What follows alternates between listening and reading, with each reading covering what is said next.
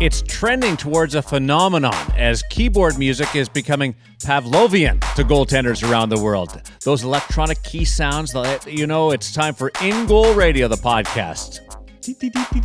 Presented by The Hockey Shop, source for sports, thehockeyshop.com. I'm Darren Millard, back on the Crease studio for episode 11. We follow up that all-emotional Clint Malarchuk interview with an extended conversation with one of the most cerebral goalies to play in the National Hockey League, Ryan Miller. I'm not going to lie to you. It's an interview that I've listened to 3 times to absorb all of what Ryan said. And I say that as a compliment because Ryan approaches the position from the simplest and yet complicated angles, and he does it at the same time. We also spent some time on the Warrior brand in this week's gear segment, turning the net over to Cam at The Hockey Shop, source for sports, thehockeyshop.com. We also go NCAA style on In Goal Radio. As always, the podcast dressing 3 goaltenders as we bring in the founders of In Goal, Dave Hutchison, the voice of reason, and Kevin Woodley, who supplies the emotion during our process. That's another shot at you. Yeah, I know. I'll take them. I am quite glad, actually, that you said you had to listen to Ryan 3 times, though, because to be honest with you, this is what I loved about conversations with him when he was here. There were times I needed to go home, listen to the answers, and process them before I could respond. He really is a guy who thinks the game at a deep level, and there are things that we didn't even have time to get into because time was running short. The way he takes care of his body, like he's been ahead of the curve on everything from equipment to foam rolling. Since he was in college. Just when we talk about students of the position, I think he's number 1 on that list. Like he's the ultimate when it comes to studying every little aspect, no stone unturned in terms of ways to be better. And yet he manages to go out there when he's playing and not overthink. It's a really cool juxtaposition.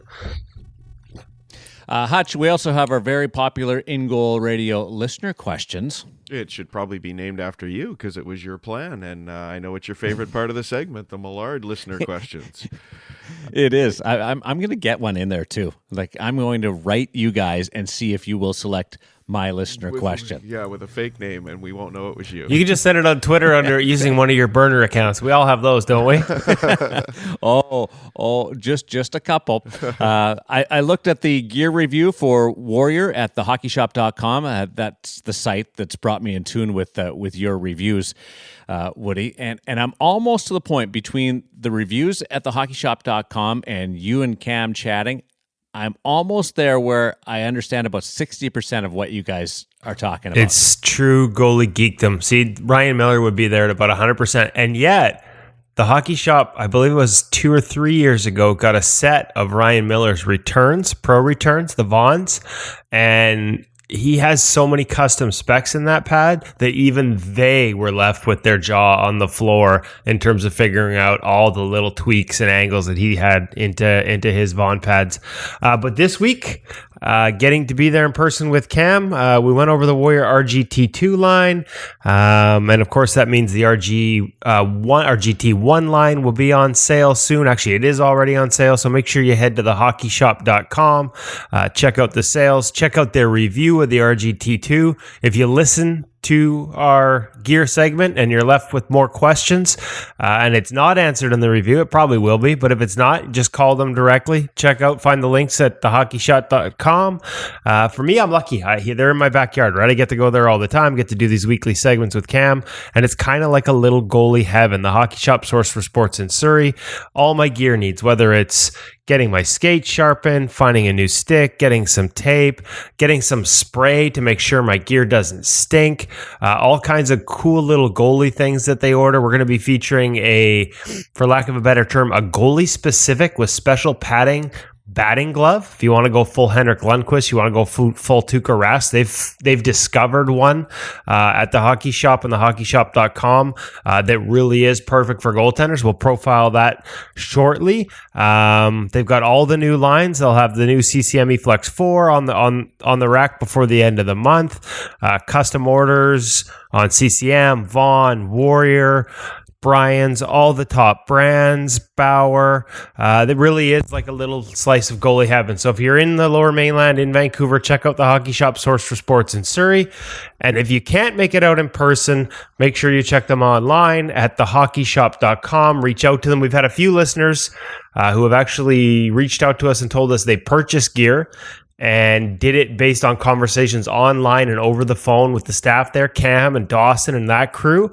And the experience has been exceptional, which matches what I've experienced in person over the years. So check them out. Hockey Shop, source for sports in Surrey, thehockeyshop.com, the Hockey Shop, all one word.com, online for all your goaltending needs. We thank them for sponsoring the podcast. Yeah, their picture of the EX4 setup on their homepage is just, I fell in love with it. I'm not going to lie to you. I started drooling.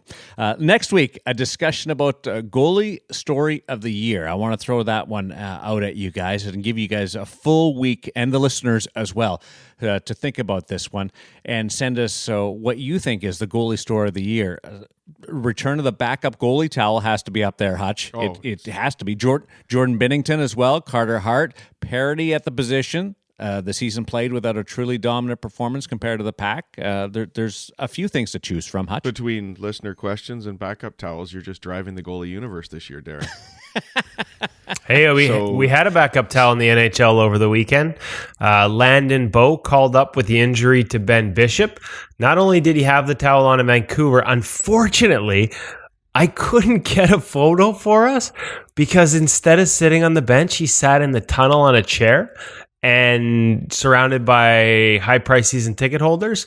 And my photographer was on the other side of the rink, and there's just no angle for him to get a shot from there. So it was quite frustrating because I'm like, all right, we got a backup towel in the NHL, and there was no way for me to get an image of it. The good news is I was in the locker room pregame skate talking to Landon, and I have a video that we'll launch this week. He showed us how he gets the proper roll and tuck on his backup towel.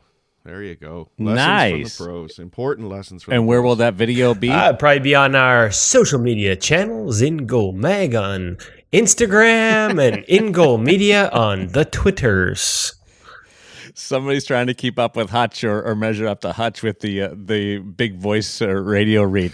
Hey, we also have a developing story, and that could be the goalie story of the year, revolving around the exit of a legend, although I'm not quite sure whether he's ready to go or not. What's the latest on our first guest on In Goal Radio, the podcast? Yeah, obviously Roberto Luongo in the news, making headlines across the country this weekend. Now, in part because he went through Toronto, so did all the Toronto media, and in part because the possibility of him retiring could affect another Canadian team, the Vancouver Canucks, in terms of the cap recapture penalty that was put in for backdiving contracts like his. Listen, I've said for years, the reality is he could have quit 2 years ago and called it LTIR, and nobody would have to worry about cap recapture punishment.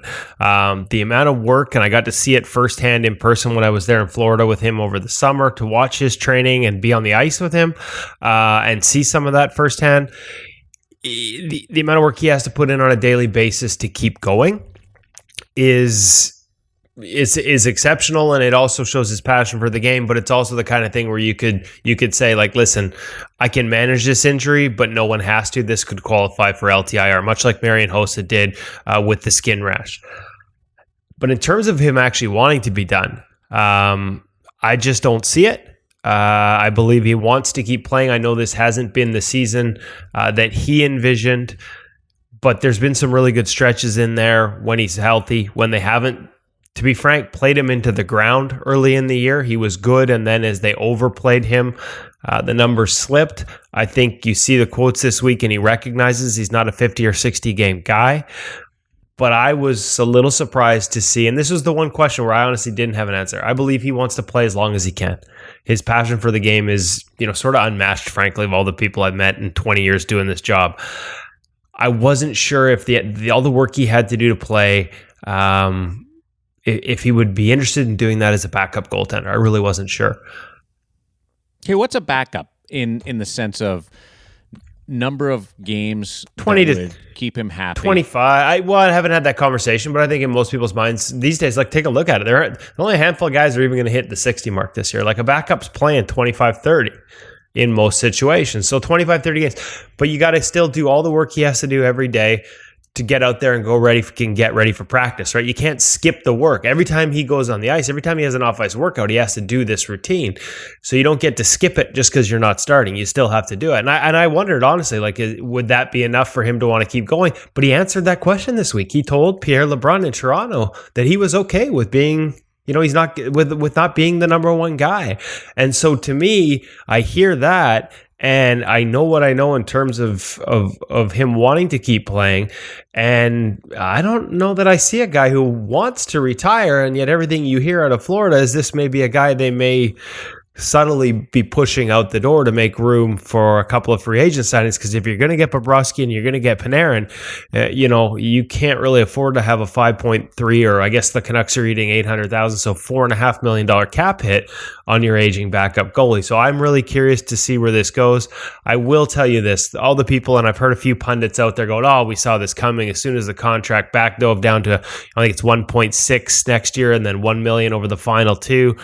He was going to quit. Well, it wasn't a stretch to go there, no, though. It wasn't absolutely, it wasn't a stretch. But for him, it's also not accurate to say that's just the default. He could have hung him up this year. He could have hung him up last year and continue to get paid. You watch what he went through to keep playing on a day-to-day basis, and this is not about, I'm not getting paid anymore. That passion, I don't think has wavered. And when he says he's willing to be a backup and he does this work and you see the performances he's still capable of turning in this week, couple of beauties. Like, the two sides don't seem to be completely on the same page, and I'm really curious to see where this goes, because he is a little 600 saves away. And I know he doesn't care about this. Frankly, we've had this discussion. I think I actually may have alerted him to it, being the one that alerted him to it. He's closing in on one record that I think those of us who know him would like to see him get, even if he's not worried about it. 600 saves away from the most in the history of the game. From catching Marty Brodeur you will never catch him for wins or starts, but the most saves in the history of the game. He's a good 20 to 30 games away from passing that. Well, it depends on what kind of team they have. Well, in Florida, the answer is usually might be able to get him 15. Yeah, a couple of Who knows? I'm sorry, I didn't mean that, Florida Panthers. We will continue to follow that story and approach it as we discuss our goaltender story of the year, and we'll dive into that a little bit more next week. In Goal Radio, the podcast, humbled to welcome in record-breaking Ryan Miller to the show. From college standout to buying his time in Buffalo before becoming arguably the best in the world for a time, and then a stops in St. Louis, Vancouver, and now Anaheim, Miller has produced a career that could do all the talking for him. But when he felt the need, Miller hasn't been shy about voicing his own opinion. Woody, off the ice, he is a legendary gear guy, perhaps the last one in the spirit of Ed Belfour, and you had a chance to catch up with him.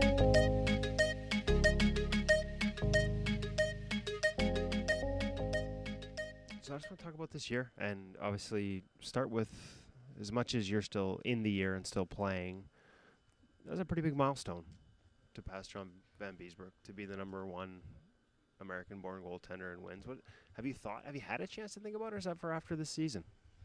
I mean, I identified it as something attainable a while ago, and I think about it in context of it's just been a little bit surreal. When I was a kid, my cousin Kelly was rooming with John when they were in the Rangers together, and we had stopped out there to see the Rangers play Edmonton. And then we were continuing on to see the Michigan State Spartans play when they won the national title in '86. I want to say it was in, like, Providence or something like that. So it was like a hockey weekend with my dad, and we stopped out there, and we're at Kelly and John's place in New York City, and then we watched the game. So it's just from being like 5 years old then till have that, kind of that close association where someone I interacted with as a kid, and on a hockey trip with my dad, and then to have you know, you know, something like this kind of work out where, you know, it's that's the guy I'm able to push past it, you know, for an American records. It's pretty cool. You talk about the family, obviously. I mean, I had to write it down just to have all the names in front of me. Kelly, Kip, Kevin, all the Michigan State guys. I wondered, amidst all that, how did you end up in goal? I just was drawn to it, I guess. My dad would always say, you know, I'd be watching games, sit next to him or like on his lap. He'd be trying to show me things like at the Michigan State hockey games or whatever hockey we're watching live. I'd always just, my head would just kind of turn towards the goalie, and then he'd have to like ratchet it back like a cartoon. Like, no, the puck's over here. And I'd be looking at the goalie, and, you know, he kind of had it in his head that, you know, he's a little too interested in the goalie, and he kind of went the other direction, trying to get me interested in everything else about hockey. But I was always kind of brought back to it to the point where, you know, I had to force my way in. I was playing forward. I was playing in Santa Clara, California area. My dad, you know, worked on both coasts. That's when I was younger in the computer software industry, and we just happened to be in California at the time, San Jose, Santa Clara area, and, you know, I kind of forced his hand to let me try and play goalie. So I had to get like 3 goals and 3 assists after I had a little sit-down strike. So that's kind of how I fell into it, and I just was always kind of into the gear and watching the guys, how they moved differently and how they were figuring out how to stop the puck. And so, like, watching that's what drew you to it, which is just everything? Yeah. Even, and what age was this when you finally changed his mind? It's probably like 87, 88. So I was like 8 years old, where I finally got that real shot at trying it. So I didn't play organized forward that long. You know, I kind of jumped in when I was about probably 8 years old, more full time, 9. So who were the guys growing up? Who were the guys that you really looked up to? And at what point, it sounds like pretty early for you, you were emulating them, trying to do what they were doing actually on the ice. Yeah, I mean, a lot of it was the Spartan guys. So you're talking like Bob Essence, Norm Foster, you know, those guys. And even like the mystique of like Ron Scott, you know, who I was probably a little young to appreciate, but, you know, it's like another guy I sat and got to watch when I was really young. And then, you know, just being a hockey family, and my cousins were coming up, pushing their way in the NHL. Kelly started like 84, so paying attention to the goalies he played with, so, you know, like Van Beesbrook and some of the guys in that era. But I really didn't identify as much until, like, you know, Curtis Joseph and Brodeur. You know, after I played goalie for a while, it's like, oh, those guys, you know, I like what they do. And like Brodeur just breaking in the league kind of the way he did at a young age, it seemed like he was, you know, it was just like, oh, if he can do it at that age, you know, it's a little bit inspiring, you know. I mean, Barrasso did it at 18, but a little bit earlier, and I didn't have the sense to appreciate it at that time. I was too young, but you know, Brodeur was like right in that sweet spot when he kind of got in. I was, you know, a teenager, and kind of like, wow, he's a teenager, you know, getting his first games. You know, he's barely even 20 years old, and, you know, so it felt more relatable. What about, like, what's your history with goalie coaching? Obviously, I know once you turn pro, but there were guys before that. You know, we've seen it shift. I mean, kids have goalie coaches at such a young age. What about you? Like, when you see that, what do you think of it, and what was your experience, and what advice, I guess, you know, multi-part question, but for parents now that are, you know, being pushed to make sure they have a guy at a really young age, what kind of advice would you give?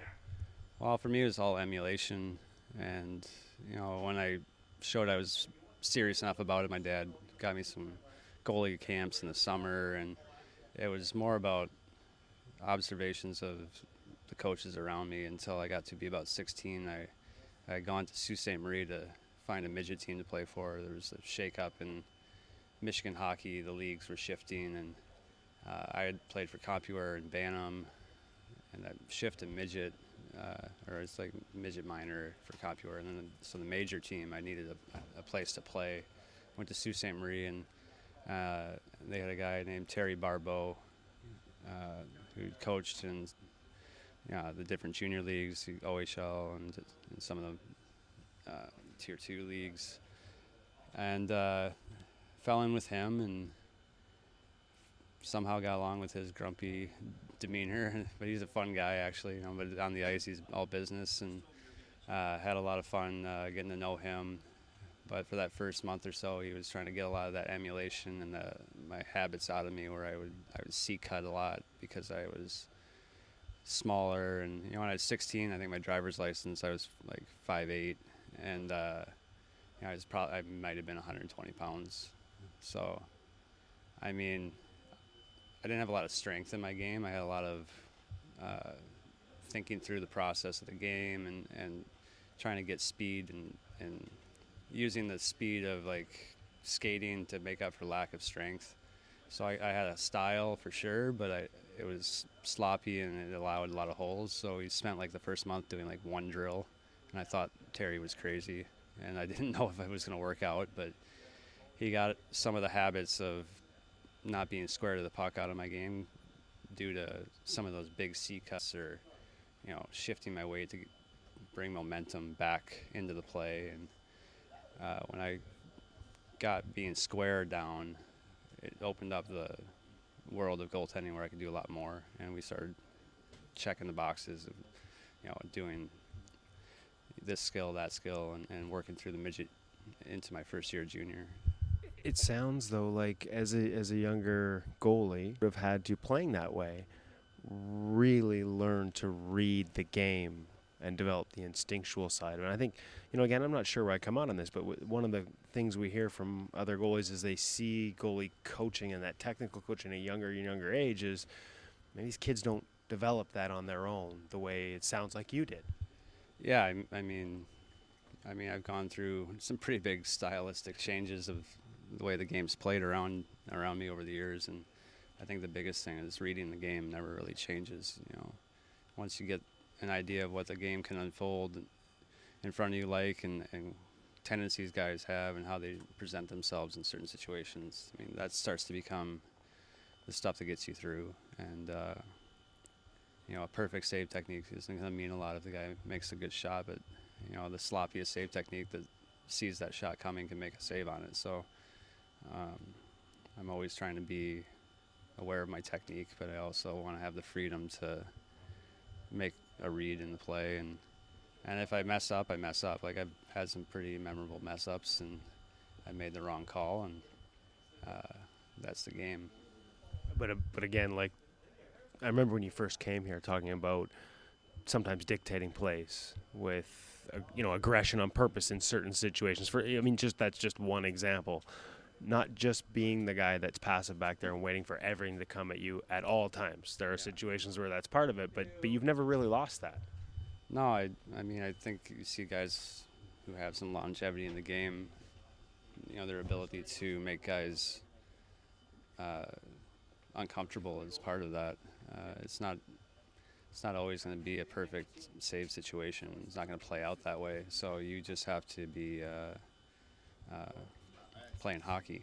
Like, you can't just be so different and outside of the sport that you're a goalie and you're on straight lines and there's importance to technique and squaring up to the puck and being in good position to start the play. But for sure, you have to be a hockey player too, and that's always something that I think gets lost is people start to not associate goalies with being hockey players. You're doing something else, but you're a hockey player. You're making plays on the ice. You're trying to interact with the game. So, you have to always kind of remember that. And yet, you've never abandoned the search for efficiency. Like, would you, like, at this point now, watching your game over the past couple of years still, like, that efficiency, has it ever been better? And yet you don't lose that other side eye. Yeah, I'm trying to be as quiet as possible. And there's been some things in the game that have kind of come to light where it's easier to move and get into plays when you don't have to be so forcefully engaged in the play. Then you're really having to turn and rotate your body and get yourself like flinging like all of your equipment and your whole body into the play.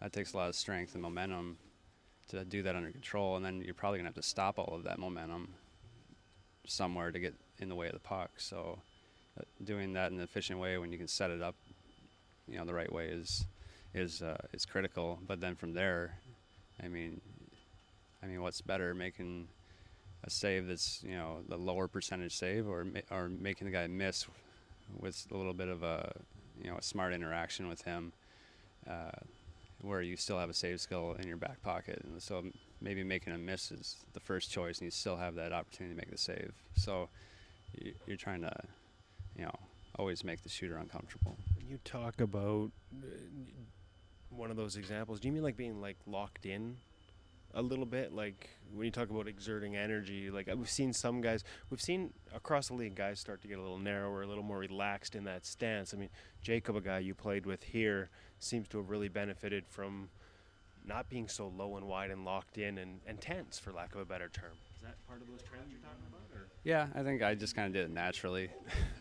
For some reason, I look back on some old video and actually it's funny, it's like people had tried to break down my game in old like publications, and they would comment how like I carry myself really high and really straight through the head and neck, and like all this, and I just kind of was like laughing, because it's like, well, maybe I stumbled onto it by accident, because it's just kind of the way my eyes work, you know, like they, you know, I don't actually have to really bring my head down to track, you know, my eyes kind of sit, you know, a little differently. It's something that, you know, as I worked with, you know, like Alex Ald when I was here, I'd work with him a little bit, and, you know,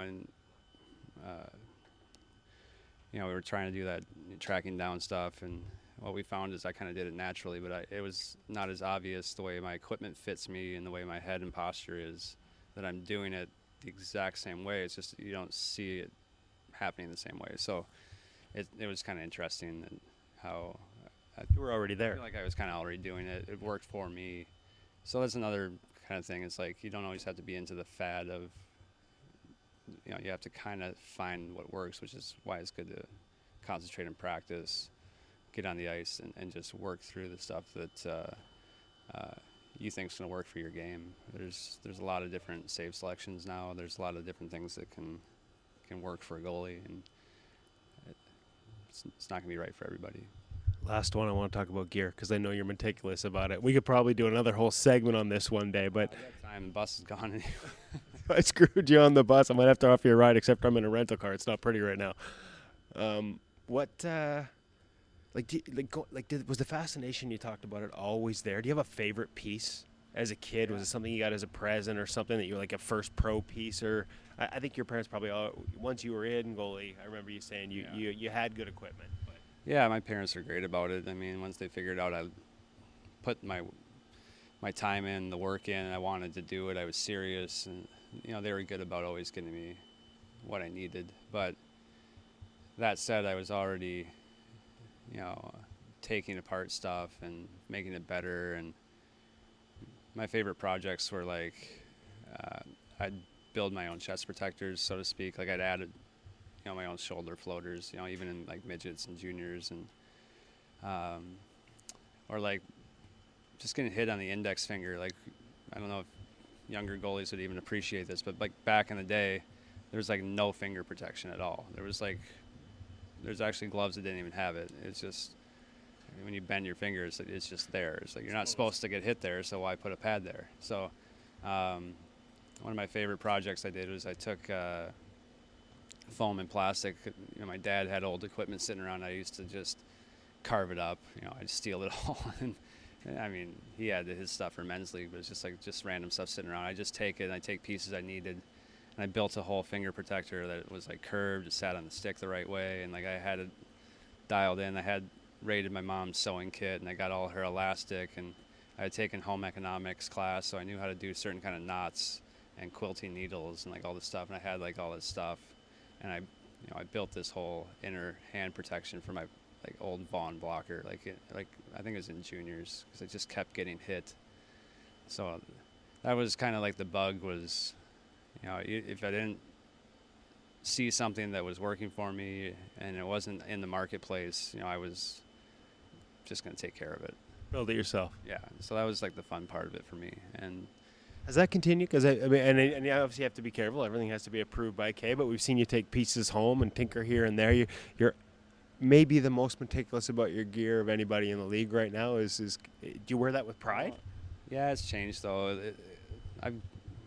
I've had to get away from it. I've modernized a lot of stuff, and in the modernization, that a lot of the stuff I was looking for has kind of come around. So, Just ahead of the curve. Well, I mean, you wait long enough, something will come around. But for example, my glove, I cannot get out of my glove. Just the shape of it, the thumb shape, all that stuff. I've been trying to get more modern and save my hand, because it's to the point where the shape of my glove is not very good for the future of my hands. You mean in terms of the way it closes, or is it flat and there's a lot of impact? Just a lot of impact on just in like the thumb area, but I just know how to catch with it. But I would prefer to have something more rounded off, but it's more flat, and that's what I'm used to. Just back in the day when you only count on getting like 2 gloves a year max, so you had to really just wear one for a while. Like that's where that kind of comes from.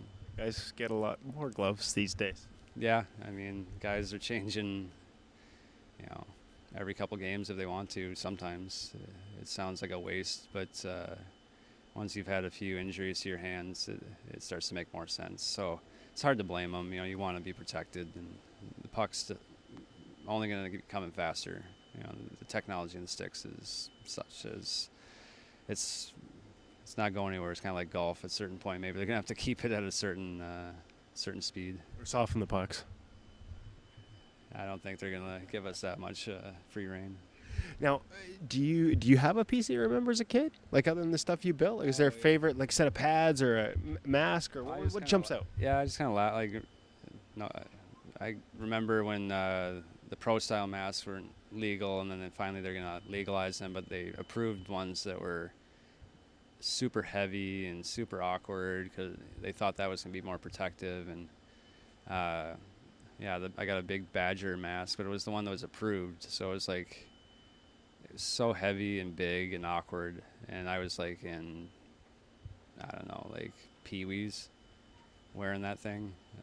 And if you thought I was small and skinny when I, at 16 on my license, when I was in Pee-wees, I was definitely small, and so I was like wearing a space helmet. So definitely didn't help the vision, and it probably slowed me down, but I felt really cool. That was a Christmas present, and that was like the first time it was approved for our age to wear that kind of mask. And looking back on it's kind of funny.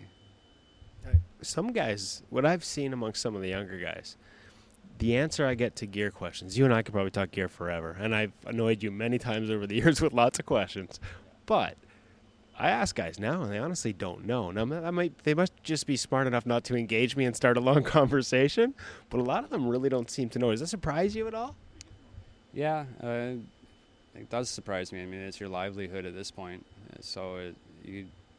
But I mean, some guys just find something that they get used to, and I think they've probably been lucky in that regard. There's been a couple sets of gear from certain companies that have sustained for a long time and that haven't really changed. I mean, you can go back to the kids coming to the pro, and some of the lines from Vaughn, especially the gloves and some of the pads, and even now with CCM, like some of the stuff they just had it so long now that the tweaks they make are not so big and so revolutionary that it's like changing the pad completely. I mean, you're saving weight, and the strappings change. Like, you're saving these little things, but I think that they're used to like the some of their specs, and where like I was happy with my equipment for a long time once I kind of found the pads I liked, but then they stopped making them completely, and probably for good reason. They weren't efficient to make, and they're pretty heavy. But that was the old Reebok, but those were Vokes? They're almost Cohos. They're a CCM Heaton. That's right. But then Heaton name went away, and it was just a CCM. Then it was a Reebok, and then it was like back to CCM. Yeah, that pad I wore for like 9 or 10 years, and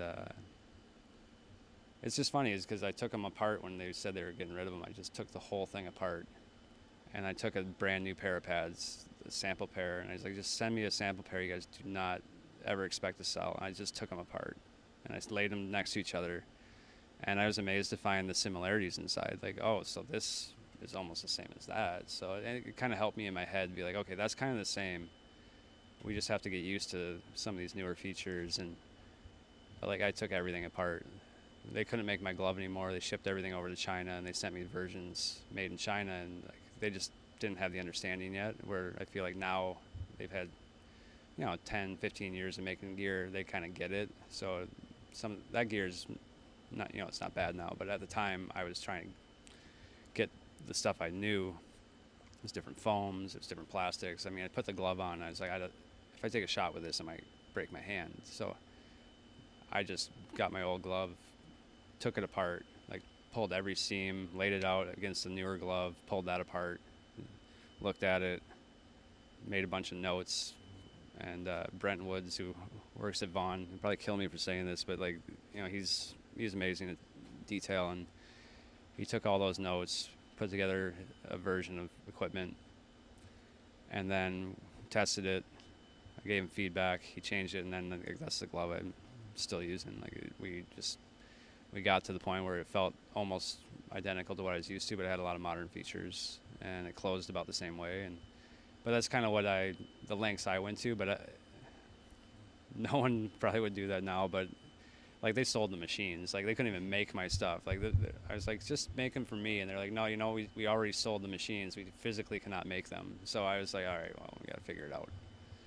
We could probably talk about body too. You may be the most knowledgeable guy, at least that I've met, that's talked about in terms of how to, right down to like rolling out the bottom of your foot and all these things, and fascial release, all that kind of stuff, myofascial release. But I've taken up too much of your time. I do want to leave with one more.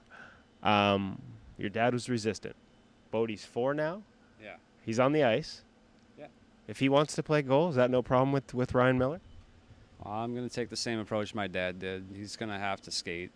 He's going to have to play the game. Like my dad's issue was, you need to play the game and know the game. It's going to help you be a goalie. And at the time, I obviously didn't listen as much, but I understood what he was saying later on. And it wasn't that he didn't want me in the net. He was just kind of worried about what a goalie goes through. And you always worry about your kids going through hardship, but you have to go through things in life that are uncomfortable to grow as a person. So if he wants to be a goalie, it's going to be a challenge, but I feel like I can help him, and that would be something that I would enjoy doing with him. But on the other side of it, I do see him when we play at the house, or if we get him out, like he has other instincts too that kind of come out, and I'm just kind of wondering which one will win out, because he's fairly good with his hands and he likes to score. And I'm just wondering, I was born of a forward slash later defenseman, so it's not like I came from a line of goalies. So who's to say a goalie can't make a forward? So we'll see what happens. Ryan, I think your PR guy's going to kill me. I think we said 10 minutes. We're at 25. I can't thank you enough. Every time we've had a chance to talk over the years, I've learned something. I know the in-goal audience will with this interview as well, but me personally, your patience and time when you were here in Vancouver for 3 years, like I said, I just can't thank you enough. Yeah, no problem. I like talking shop, so happy to help.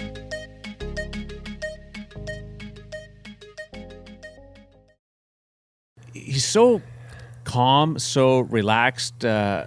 You got to pay more attention to what he says, I think, than a lot of other interviews, because things just fly by you. But Woody, when he says he likes talking shop, he really likes talking shop. Oh, absolutely. It's genuine. His passion for the position and the gear and all aspects of it.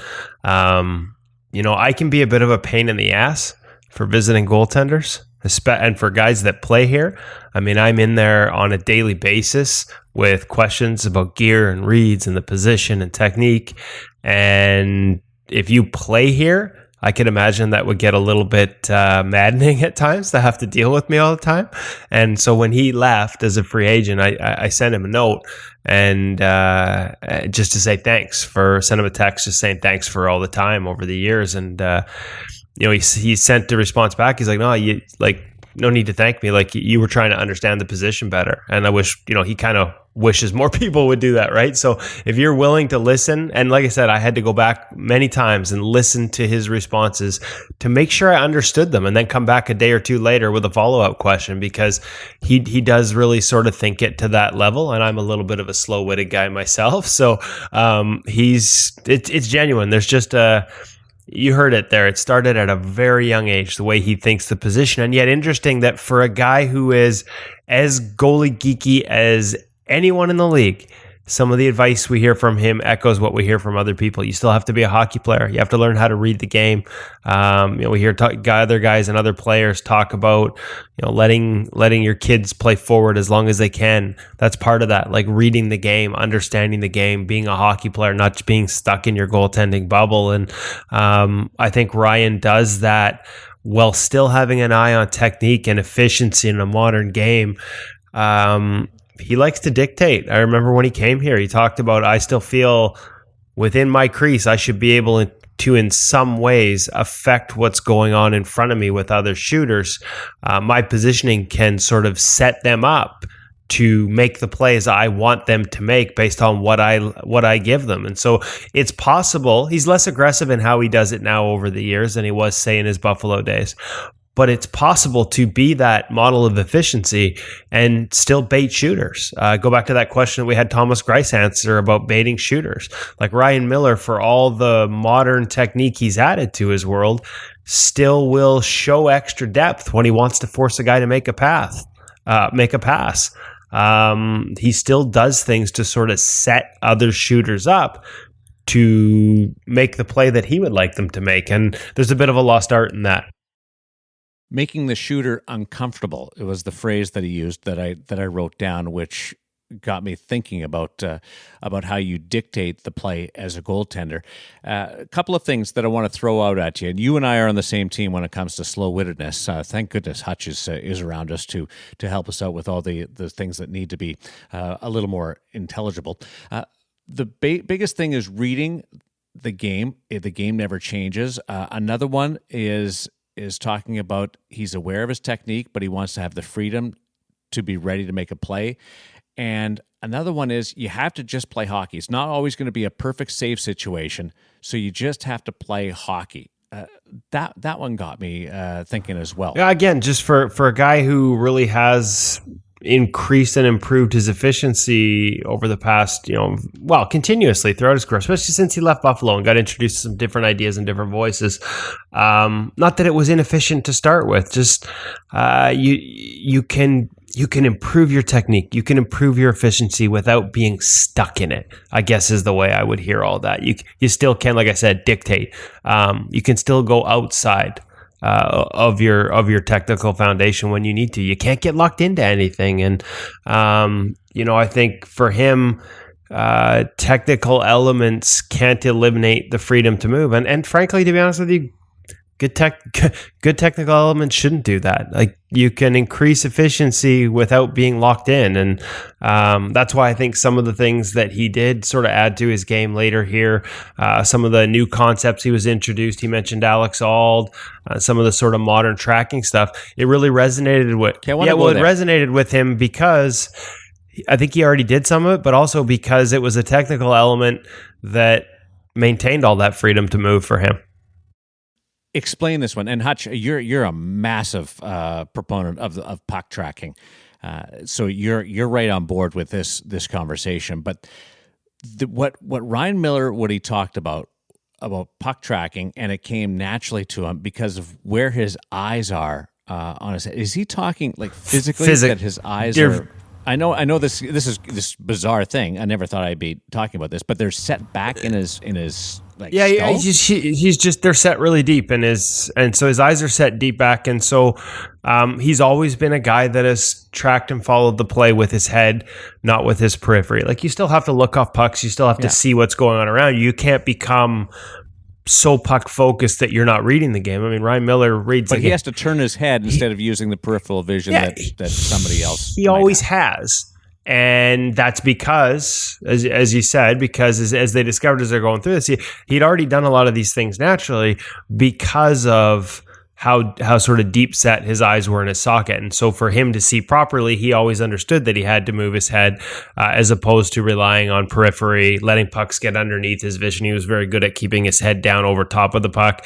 And so for him, it all came quite naturally. But as I said, too, it's focusing on it a little more in certain areas improved some efficiency of movement and an ability to sort of stay square and get square and arrive square early without having to change that freedom of movement. Like he had access to his edges and the ability to move throughout.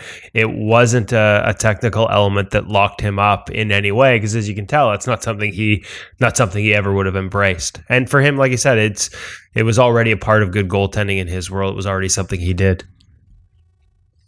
Hutch, there's going to be people measuring their socket depth of their eyes now to see if whether or not their peripheral vision's limited. Yeah, it's interesting, the peripheral vision stuff. I've been doing some reading around baseball, and it turns out that our peripheral vision is actually far closer to the center of our line of vision than we all realize. We all imagine that it's that stuff that's about 90 degrees away from us, but in fact, your eyes can fool you if you're looking at anything outside of about the size of a quarter at arm's length away from you. So anything beyond that, about an inch in the immediate center of your vision, technically becomes peripheral vision, and anything that's got a little rotation on it, little movement on it, you interpret as moving a lot more than you realize. But you can only track perfect movement on something when you're staring directly at it through the center of your socket. So it's really interesting stuff. Well, the good part, be turning your head, right? For baseball, it's side to side, right? Like for baseball, it's side to side. The difference with hockey is it's coming from the bottom up as well. So the good news is, boys, if we're in good position, every puck's coming at us. It is, and a baseball player is, if you're batting, of course, you're almost inevitably using peripheral vision to pick up the ball.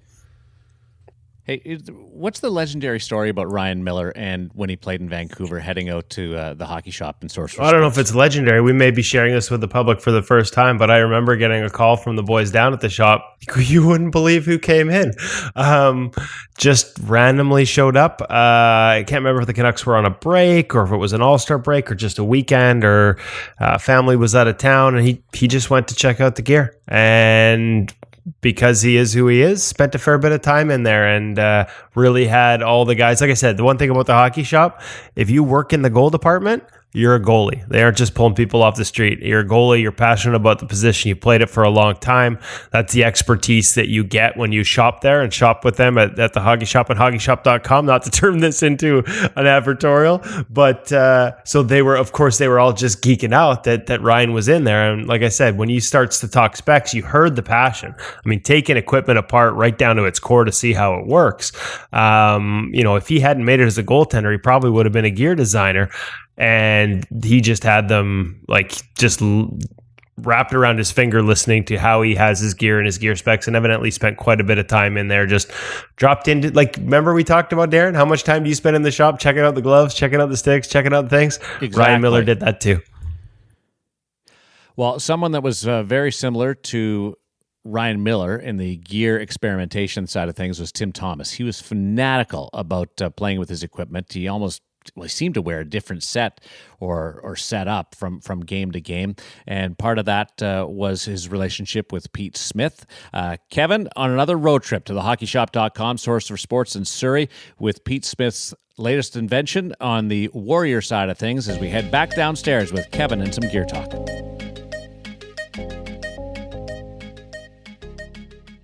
Back in my favorite place in the world, the hockey shop, source for sports in Surrey, back in the basement. A little bit of goalie heaven down here with Cam Matwiv. And this week, we're going to talk a line that he's very familiar with, that he likes very much, personally. The Warrior GT2 Pro. I guess actually I shouldn't say you like this line personally, because you're just getting out and testing it now. But I know you're a big Warrior guy, big fan of the product. So let's start with the leg pads. Let's just jump right in, Cam. What's new? What's different? What are you looking forward to in the RGT2 Pro Warrior leg pad?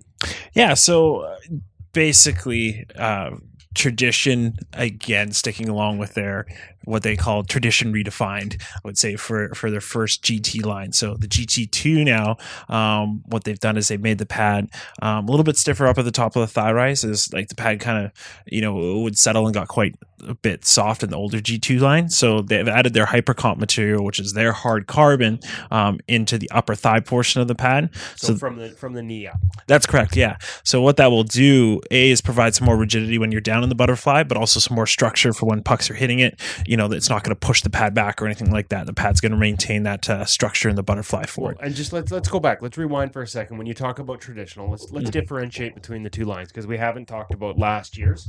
We were some of the early adopters at InGoal, early testers for the original Ritual lines, but we haven't been on top of it for a couple generations here. This is, for lack of a better term, the RGT2 is their softer flex, more flex, I guess is how we'd put it, compared to last year's pad, the G4, which is a little bit more of a stiffer profile. Correct. Yeah. So, we keep using that word traditional, again, but if you look at this pad, it basically means more flexible. Yeah. We'll call it that. Torsionally flexible. That would be the word I'm looking for. So yeah, on the GT2, you're not going to see their air slide technology, which is on their G4. That remains kind of specific for that series of pad. What Warrior finds is, again, with this pad, they're trying to pick up more of that guy that is, playing a little bit more active in that sense. So they've removed that air slide off it, again, to give it that more, old-fashioned look in that sense. Overall, in particular, again, already covering the hypercomp in the upper thigh, the pad is very torsionally flexible, and that's most evident especially in the boot area of the pad. When you actually drop down into the butterfly, the stock laces will help to pull the boot of the pad and seal it along the ice, because when you sit in there and lay it flat with no pressure, it leaves a little bit of a gap. So when we talk about torsional flex, for goalies that are listening to this and they can't picture it in your mind, to me, that's, for lack of a better term, but in layman's terms, that means twist. Yes. That's flex across the pad, across the face of the pad, side to side, versus flex top to bottom. Correct. So especially when you're on your post, reverse VH, things like that, you can have that pad twist on you a little bit rather than being a rock right up against the post. So a pad that's probably, we think of softer, more flexible pads, torsional flexing pads, as a pad that maybe designed for a goalie who likes to wear things a little tighter. Is that fair to say? And yet, not necessarily. It's not that you have to wear it tighter, but it's kind of designed a lot more connected. Yeah, we're using kind of broad terms a little bit, but Warrior's been able to establish that connection very easily with just their basically, we'll call it their two straps. One of the highlights that they have changed from the GT1 to the GT2 would be the knee cradle, which ties into the strapping in a second here we'll cover, but they've made the knee cradle wider as opposed to the old series, whereas the other one was a little bit too narrow, which caused some guys to slip off the knee cradle. This will create more stability when you're in the butterfly and give you a more solid connection to the pad as well. Okay, walk us through the strapping too. So they have their sling strap, which is their knee strap, which is carryover from the G3 and also G4, and on the GT. So that doesn't change per se. Well, when you find something that works, and it sounds like the feedback's been positive on that for you guys, when you find something that works, you stick with it. Correct, and that's the same thing with the leg channel. They're continuing their 360 acti drop, they call it, which is play off their G4. It just means in terms of where your leg's sitting in the leg channel of the pad, it allows it to twist in a little bit more, covering that 5-hole while you're in your stance. Adjustability. Yes. That's something that we saw, I think the Warrior line, especially with the palms and the gloves, we saw a lot of, we highlighted that in the original Ritual, the second generation Ritual, that ability to sort of adjust things was at another level for this equipment.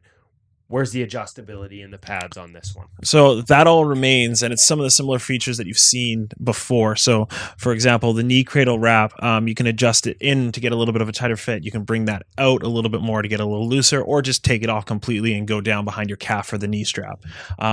Taking it down to the boot of the pad. It comes stock with laces. Again, Warrior does this on purpose for the torsional flex of the boot. However, you do get a pack of toe ties for the bungees like you see in the G4 that you can slide in and put on and take the laces out. Same with the bootstrap setup. It is their similar bungee, which you've seen on their previous pads. Adjustable. Don't like it, take it off. Very easy. Nice. A lot of adjustability, something we've always loved, and unique in the way they do it. We've been big fans of Pete Smith for a long time here at InGoal. Like I said, despite not having tested the last couple generations, big fans of him as a designer for years, and we see sort of some of those innovations continue in terms of not just that it's adjustable, but how it's adjustable. Some unique features there, so that's nice. Let's continue into the gloves. The catching mitt, for sure. A change in terms of adjustability, though. You don't have the removable palms on this one, but walk us through the other changes on the RGT2 catching glove. Correct. So first thing definitely is worth noting, it's not like the GT glove in the past. So this is going to feel a little bit closer to the G4. It's not quite the exact same, as the thumb angle is a little bit different, and same thing with the palm in terms of the way the fingers close, but it won't be like the GT. The glove itself, when you go seal, as you close the glove, as you can see in a review that we have up online, it seals tightly. It doesn't have any curve to it. The break inside the palm, they consider it like a 75, but say for example you were ordering custom, you do have the ability to order it with a 60, 75 or 90 degree palm, similar to what you find in the G4. However, all the GT series, including the Pro, the Senior, non-removable palms. So it's stock, it's sewn in there, give you, again, go back to that traditional word, feel out of the glove, a little bit closer to what you'd see in other companies, for example. Closure pocket. I remember when we did that Ritual G2, and they sort of got a little more mechanical with the closure in the glove. And I mean, we loved how well it closed, how quickly it closed out of the box with some of those features. Has this got a little more of a traditional feel to it compared to that? I would say so. It's a little bit closer. Stock, you're going to see double T's up on the wall. Like me personally, I prefer single T, and that's actually what I've ordered for myself. That's, again, one of the things they went to improve on from the old GT. With RGT2, the pocket area is actually bigger, so there's more depth to the glove in terms of the catching surface of it.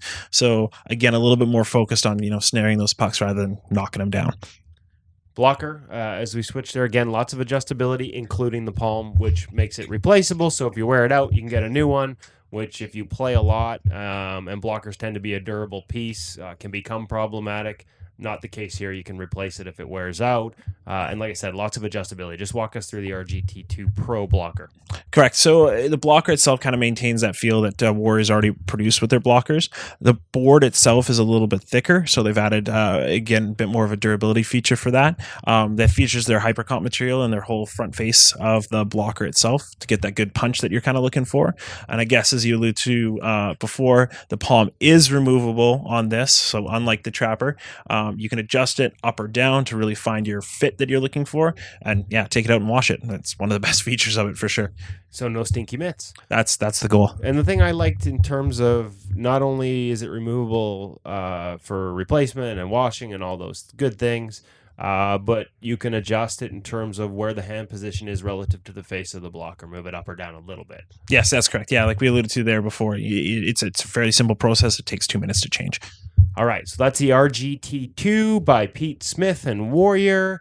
And as always, as we continue through sort of the new lines of spring that are coming out, that means that the RGT1, or the original, I guess no one, just the RGT, is going to be on sale. Sounds like about $500 off for leg pads on what you've got remaining stock at the hockeyshop.com. Hockey Shop source for sports here in Surrey. So new stuff on the wall means sale stuff's got to go too. Exactly.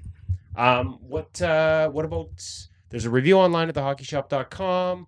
Custom orders, are you taking them now, or when are we going to see this on the wall? When are custom orders available? How can people get their hands on this? So the gear will be on the wall within the next couple of weeks. We are taking custom orders for our GT2 as of now. The customizer's live on Warrior's website. So basically you can just head on over to, I think it's just www.warriorhockey.com. And you can check out their customizer and design your own set. Perfect. Cam, thank you very much. Not a problem. Thank you. Have to check out this basement, man cave, goalie cave. That's a new name for it for me. Is the goalie cave down there with Cam. So Woody, I mentioned Pete Smith and listening to you and Cam and bringing up Pete Smith, it got me thinking.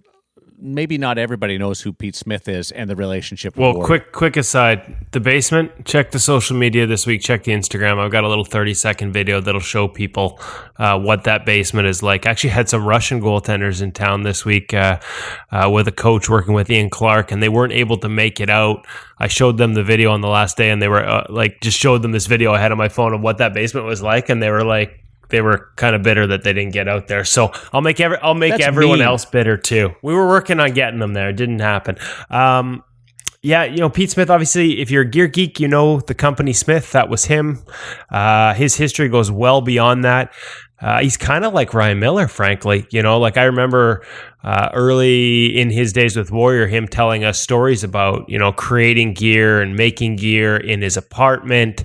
Some of the early things he used to work with Vaughn in the early days before starting his own company. And then Warrior bought that company and had him build their line for him. There were certainly some aspects of the Smith gear that you could see in that early Warrior Ritual line that we reviewed. We did the first two, Ritual and Ritual 2. He does some different things. He's changed equipment in several aspects by building it in different ways. So he's a fascinating guy. And if you check it out, if you want more background, it's a little outdated. I think 2014 we did it.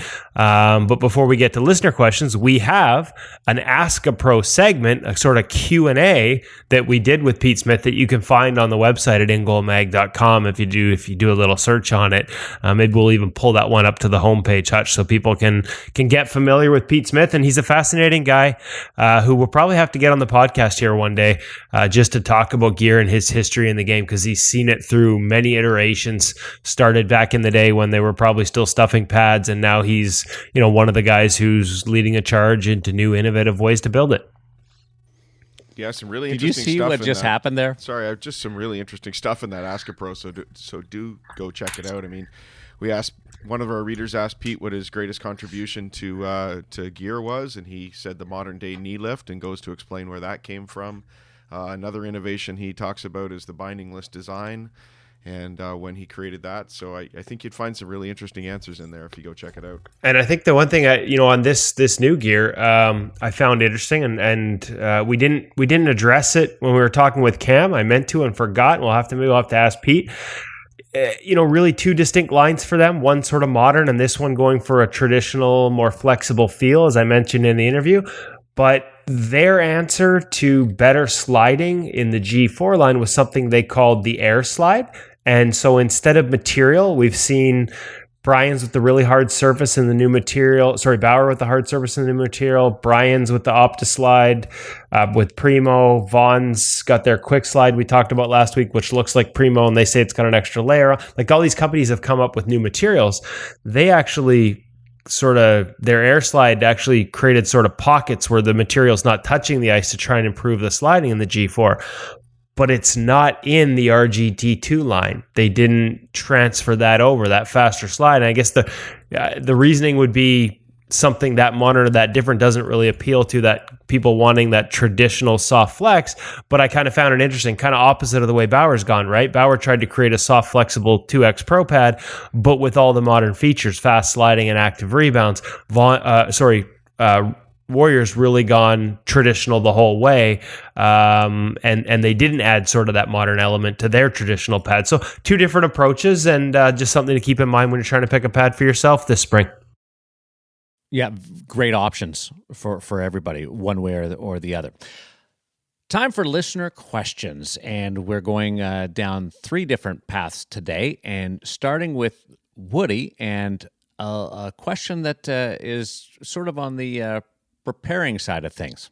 Yeah, we got a question here from Bruce. Didn't give us a last name on the email, but Bruce in, it looks like Toronto or the suburbs there, about books. And probably a good question for a guy like Freddie Andersen, who we've talked about in the past in his interview, leaves no stone unturned. He's always looking for ways to get better. So we asked him about books that he had read to sort of help him with the mental game or help him prepare. And Freddie had a pretty good answer for us, and one I think people want to check out.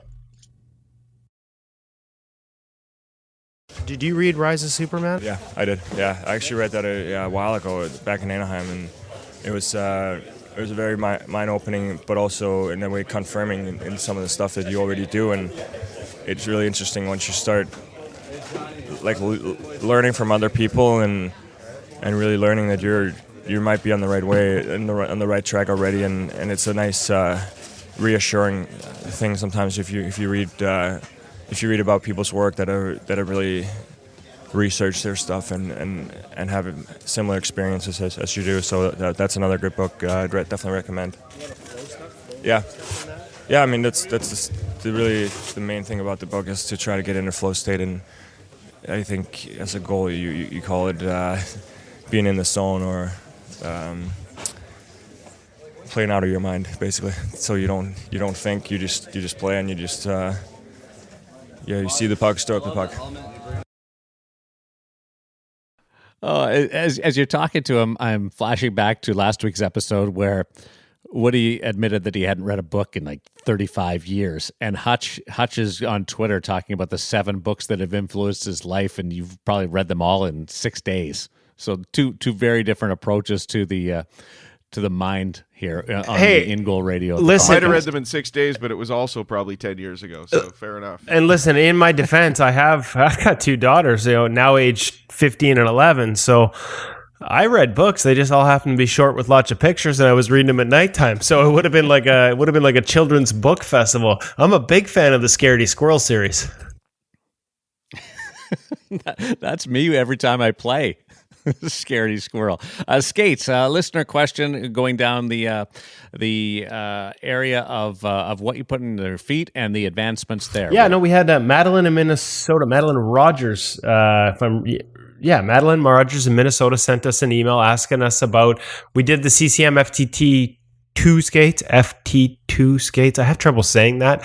Fortunately, they perform better than I make them sound. And she asked if anybody in the NHL was wearing them yet. And we talked a little bit about it. Marc-Andre Fleury has the AS1 boot, but he's got the old sort of partial cowling on it. The only guy that we've seen so far, and we know there's a bunch that have ordered them and have them coming, but the only guy to adopt early so far with the new XSG holder, the no cowling holder, is Marek Mazanec, and as luck would have it, I consider it good karma for me. He happened to be with Vancouver for all of about a week, and we had a chance to sit down, and he explained to us what he liked about it. So there's your answer. Marek Mazanec is the first one in the XSG no cowling CCM holder, and he's going to share his thoughts about what he likes with it. Madeline. You're the first guy in the show with those holders for a goalie. The new CCM holders. Really? Yes. How do you like? I absolutely love it. It's What about it? I mean, it's still higher. Do you get your sharpen inside edge high, or Yeah, I do inside higher. have you always done that, or is that you learned that Yeah, from Hank? I've been doing that for like 10 years. Okay, Hank was one of the guys that I know that I like. You learned that from me, I think. What were you in before? What's that? What were you in before for skates? The VH are true. Oh, okay. Yeah. And you like those? I like Did you I go like through them, the- but they were too heavy. But good skates too, like really. Yeah. But these were much lighter. Really? So I just Okay. decided to jump into those, and I like them. Did you go through the full custom process, like the full fitting? Yeah. I wear the Trues, and interesting.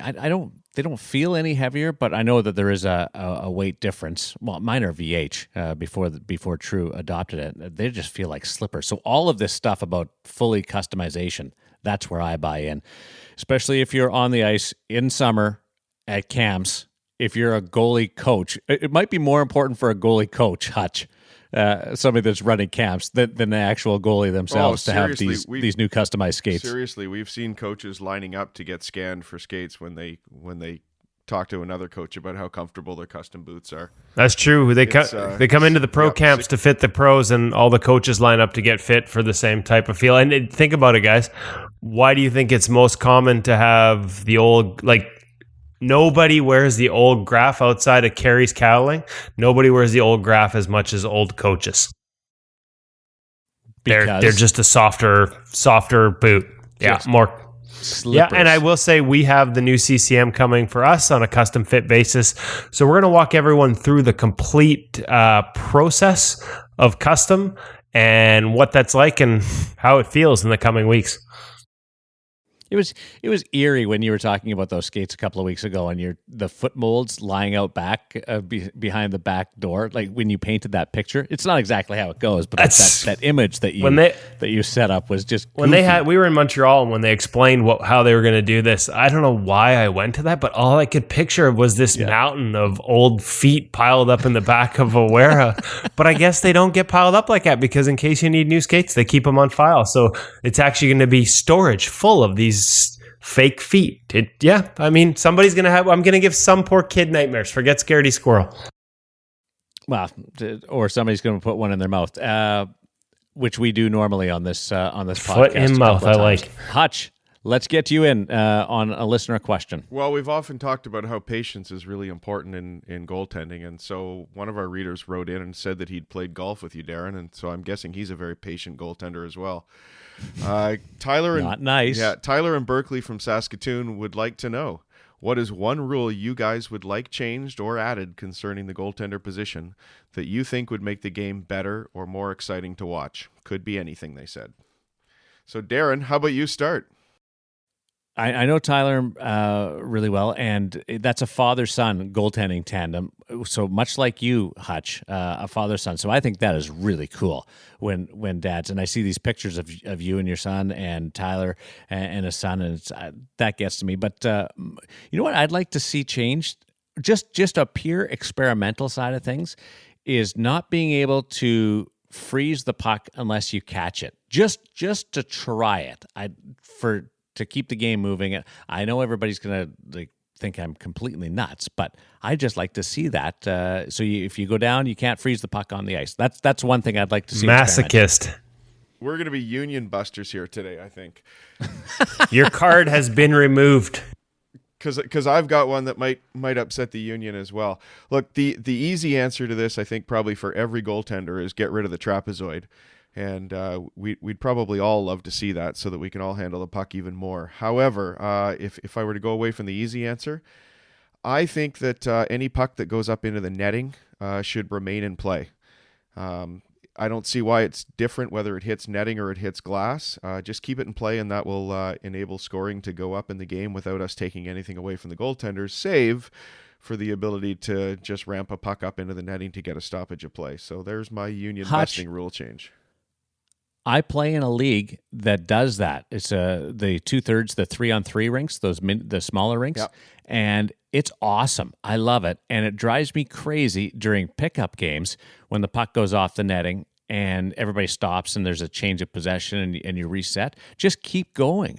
I absolutely agree with you that should be, and the netting's high enough that people aren't going to be in any danger. I am fully on board with that. What do you think? I think I'm taking Union Buster. I think I'm taking both your union cards away, and they're going to hand them over to me because I'm fully on the side of goaltending safety, and I'm going to go hard line because I have to walk into the room and talk to these guys on a regular basis. Why is that a safety issue? Listen, I need a break. I play in a league where we don't have a trapezoid, and my beer league team doesn't want me going anywhere near the puck out in the corners. Let me tell you that. And when that puck goes into the mesh, I need a sip of water because I'm freaking tired because I'm old and I'm out of shape. Forget that's safety. It's safety because nobody wants to have to find the defib like in those 3-on-3 games that never stop. You never get a whistle. You're right. I'm saying just go back to calling goalie interference by the letter of the law. I think as much as I predicted accurately, I may add, that they were going to lose a ton of goals early in that process. And probably not surprising that they went the other way and started allowing more contact because they were tired of losing goals and got a little looser with the rules. I think that's why you're seeing more contact in the crease, seeing more guys get run over, seeing guys go in there with reckless abandon. And so I'm going full goalie union card. I'm going to say call it like it was meant to be called, and we won't have guys getting run. We won't have contact in the crease like we have right now. I'm not saying there's...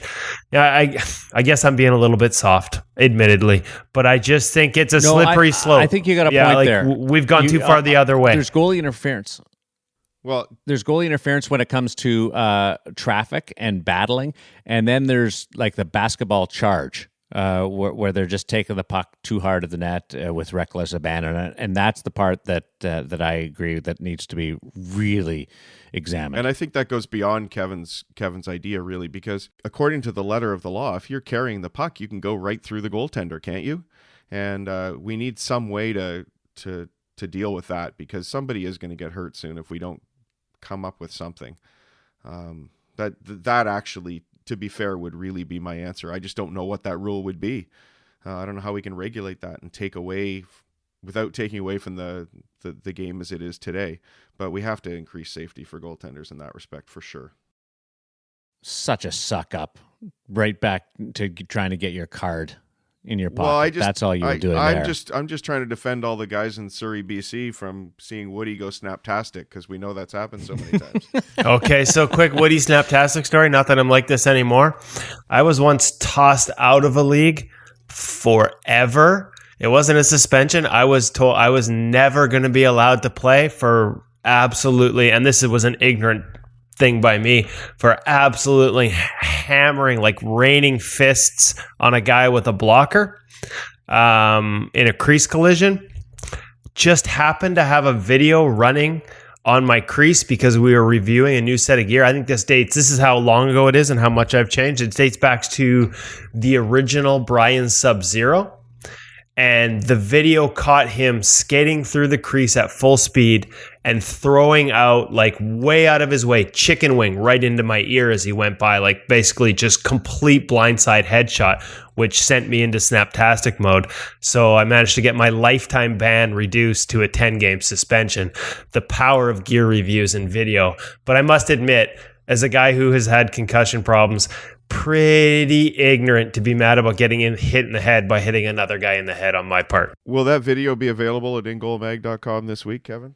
That video has been locked down. It was used for the review, and I buried the footage. When you say you're going back in time for a goalie review, I thought it was for the Cooper Durasoft. I'm not. That might be Hutch. I'm not that old. I'm older than that. Remember, hey Hutch, remember at goalie school and you'd kneel down to listen to a drill, and it'd be at the start of the practice, and then the kids with the Durasoft would get up and half the covering of their pad would stay on the ice because it was frozen. There was a minor flaw in the Durasoft there. Thanks, guys. Thanks to Cam over at thehockeyshop.com and the Hockey Shop Source for Sports, Ryan Miller. Please, everybody, click on our rating chart on iTunes. 5 stars will get you our gratitude. And the more stars we get, the bigger this podcast becomes, and the more irritated defensemen get that goalies are becoming power brokers in the game. It's a win-win, and our sincerest appreciation for helping us from this side to you. For Kevin and David and the group in the blue paint who supply the keyboard music off the start and the end, I'm Darren Millard. Please be aggressive with your feet and calm between your ears, Woody. For everything else in goaltending, go to thehockeyshock.com. Gear. Fantastic. Have a great week, everybody.